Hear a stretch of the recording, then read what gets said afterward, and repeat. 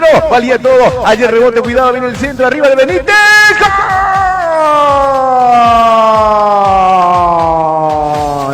¡Gol!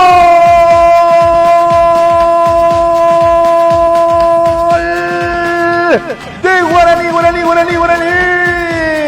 Luis Ferreira, golazo, señores. No sé si quiso enviar un centro, rematar al arco. Lo cierto y lo concreto, la clavó en el ángulo del portero de San Lorenzo. Arriba Guaraní 1, San Lorenzo 0, Roque. Tremendo golazo del conjunto aborigen Luis Ferreira tras una desatención de la defensa sanlorenzana, porque al inicio parecía que esa pelota salía, protestaron algunos jugadores, el árbitro no sancionó nada, tampoco en línea, del rebote encontró nomás esa pelota allí en el área. Luis Ferreira levantó la cabeza y le pegó al ángulo. Nada que hacer para el portero Gustavo Flores. Guaraní, que era meros del partido, pasa a ganar por 1-0 aquí en la cancha de Colegiales.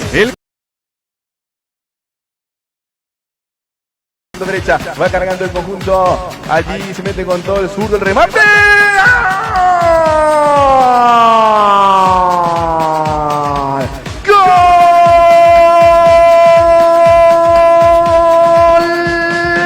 De San Lorenzo,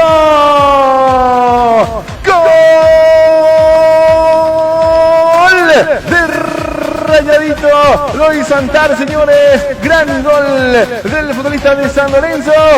Vamos a verificar ya un ratito el autor del gol, lo cierto y lo concreto, empata San Lorenzo. Rogelio Ábalos, entonces el autor del gol.